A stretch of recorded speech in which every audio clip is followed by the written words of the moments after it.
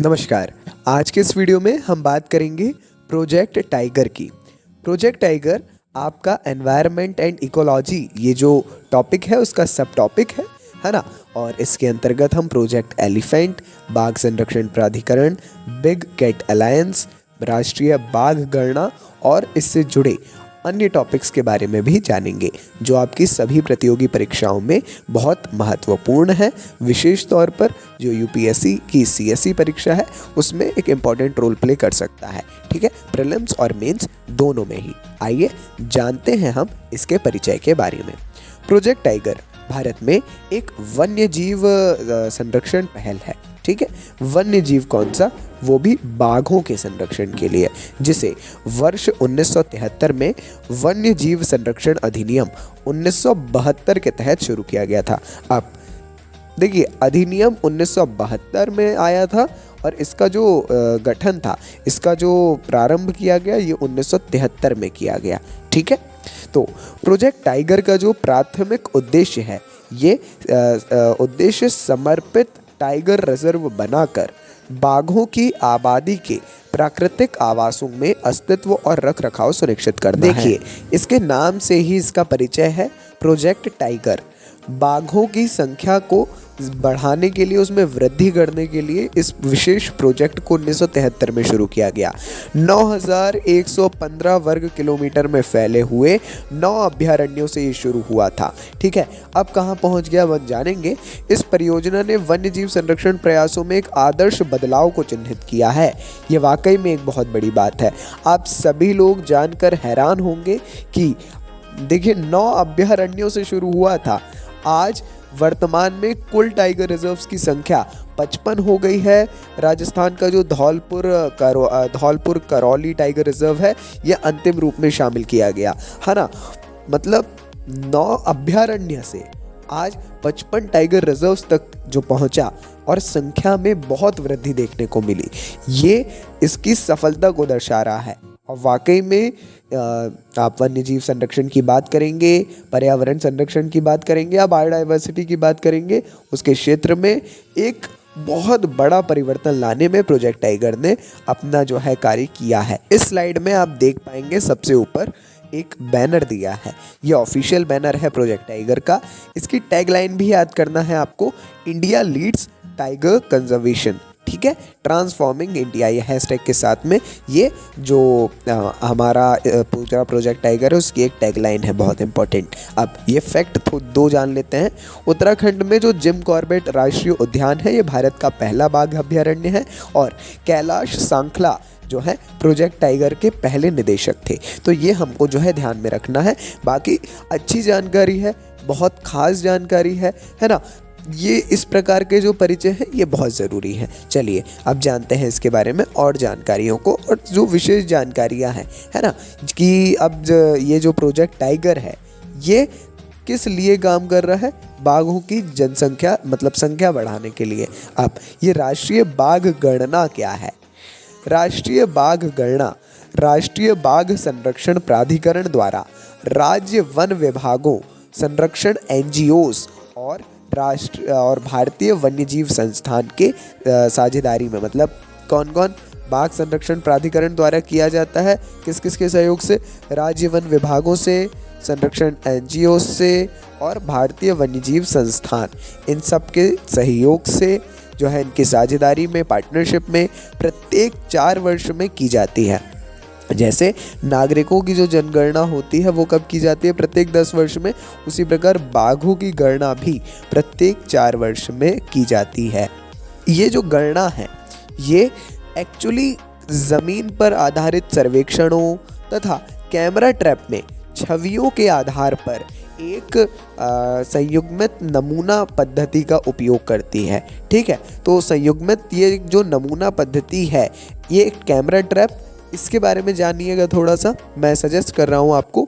और ये तो बाकी तो ठीक है ना। ये जो पहली गणना हुई थी ये सन 1972 में हुई थी, जिसमें 1827 बाघों की गणना की गई थी। मैं माफ़ी चाहूँगा, यहाँ भागों लिख गया है, कंफ्यूज नहीं हो ना बिल्कुल भी। 1827 बाघों की इसमें गणना की गई थी, है ना। बहुत मतलब समय से ये चल रहा है और आज वाकई में सफलता इसमें आपको देखने को मिल रही है। चलिए, अब हमने जाना कि बाघों की गणना जो है ये राष्ट्रीय बाघ संरक्षण प्राधिकरण करता है। आखिर ये प्राधिकरण है क्या, कब इसकी स्थापना हुई? तो ये जो राष्ट्रीय बाघ संरक्षण प्राधिकरण है ये पर्यावरण, वन और जलवायु परिवर्तन मंत्रालय के अंतर्गत आने वाला, उसके अधीन आने वाला एक वैधानिक निकाय है। इसकी स्थापना वर्ष 2005 में टाइगर टास्क फोर्स की अनुशंसाओं के साथ की गई थी। ठीक है, बाघ संरक्षण के सशक्तिकरण के लिए वर्ष 2006 में संशोधित वन्य जीव संरक्षण अधिनियम 1972 के सक्षम प्रावधानों के तहत इसे गठित किया गया था। ठीक है, तो 2005 में टाइगर टास्क फोर्स ने, है ना, एक समिति आप कह सकते हैं, उसकी अनुशंसा थी कि एक जब तक विशेष प्राधिकरण नहीं बनेगा, सोचिए 1972 से 2005 तक प्रोजेक्ट ने काम किया है बगैर प्राधिकरण के, और उसके बाद जो है इसकी अनुशंसा के बाद में मंत्रालय के द्वारा, भारत सरकार के द्वारा एक विशेष प्राधिकरण की स्थापना, एक विशेष प्राधिकरण का गठन किया गया। ठीक है, आइए अब एक बहुत विशेष जानकारी के बारे में हम जान लेते हैं, जो है प्रोजेक्ट टाइगर और प्रोजेक्ट एलिफेंट, है ना। प्रोजेक्ट टाइगर और प्रोजेक्ट एलिफेंट के एकीकरण के बारे में। मर्ज हो गए हैं दोनों प्रोजेक्ट्स का विलय हो गया है। अगर ये जानकारी नहीं है तो जागरूकता की थोड़ी कमी है, थोड़ा सा आपको न्यूज़पेपर रीडिंग वगैरह बढ़ाना है, कोई दिक्कत नहीं है, हम बताते हैं इसके बारे में। पर्यावरण, वन और जलवायु परिवर्तन मंत्रालय ने 2 प्रमुख कार्यक्रमों प्रोजेक्ट टाइगर एवं प्रोजेक्ट एलिफेंट को प्रोजेक्ट टाइगर एंड एलिफेंट के रूप में एकीकृत करने की घोषणा की, दोनों के विलय की घोषणा की। मंत्रालय के द्वारा 23 जून 2023 को एक आदेश जारी करके इसकी घोषणा की, और अब दोनों प्रोजेक्ट्स के लिए एक ही बजट, मतलब दोनों के लिए जो धन का आवंटन है वो एक साथ किया जाएगा एकीकृत तौर पर। देखिए, केवल बजट की बात नहीं है, सभी कार्यों का एकीकरण होगा, अधिकारियों का एकीकरण होगा, क्रियान्वयन एक साथ होगा, संचालन एक साथ होगा। बिल्कुल इसके एडवांटेजेस एंड डिसएडवांटेजेस हैं, है ना। मगर विशेषज्ञों का जो कहना है वो यही है कि दोनों प्रोजेक्ट्स का अलग अलग रहना ज़्यादा सही था। ठीक है, चलिए ये अपन जान सकते हैं, मगर अभी हमको जानना है थोड़ा सा प्रोजेक्ट एलिफेंट के बारे में भी, और उसके बाद में हम जानेंगे बिग कैट अलायंस के बारे में। प्रोजेक्ट एलिफेंट जो है भारत सरकार के पर्यावरण, वन और जलवायु परिवर्तन मंत्रालय के द्वारा फरवरी 1992 में लॉन्च किया गया था। ठीक है, फरवरी 1992 में प्रोजेक्ट एलिफेंट की शुरुआत हुई।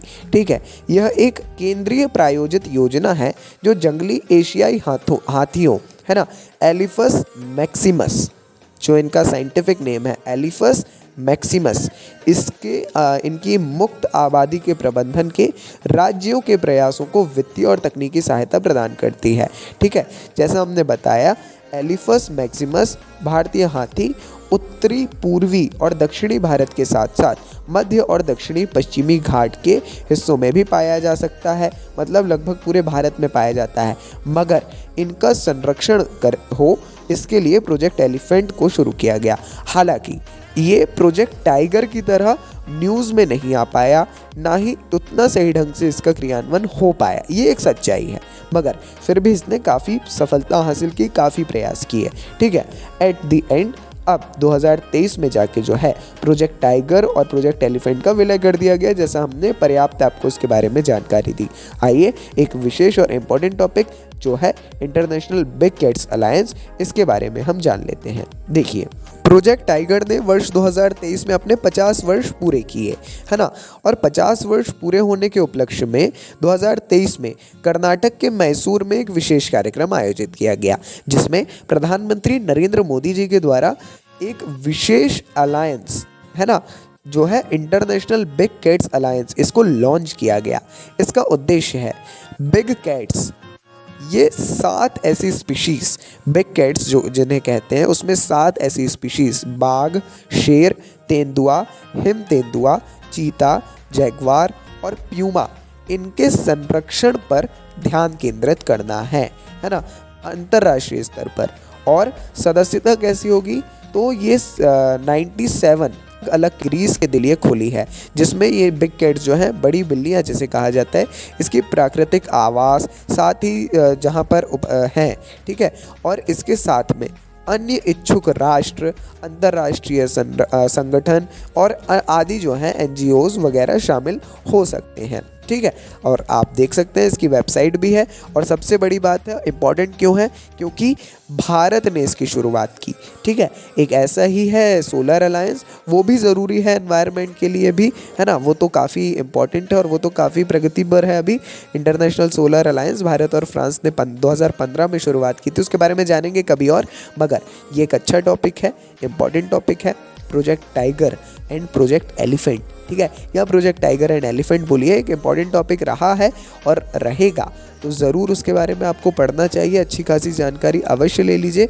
कोई भी कन्फ्यूज़न हो आपको टॉपिक से रिलेटेड, कमेंट सेक्शन में आप ज़रूर पूछ लीजिए, ठीक है। फीडबैक अपना ज़रूर दीजिए। वीडियो अच्छा लगा हो तो लाइक करिए, चैनल अच्छा लगा हो तो सब्सक्राइब करके बेल आइकन दबाना मत भूलिएगा। अपन मिलते हैं अगले वीडियो में ऐसी ढेर सारी जानकारी के साथ। फीडबैक कमेंट सेक्शन में ज़रूर दीजिए, या डाउट हो तो ज़रूर पूछिए। अपन मिलते हैं अगले वीडियो में ऐसी ढेर सारी जानकारियों के साथ में। सपोर्ट बनाए रखिए। नमस्कार जी, डायनामिक इम्पल्शन।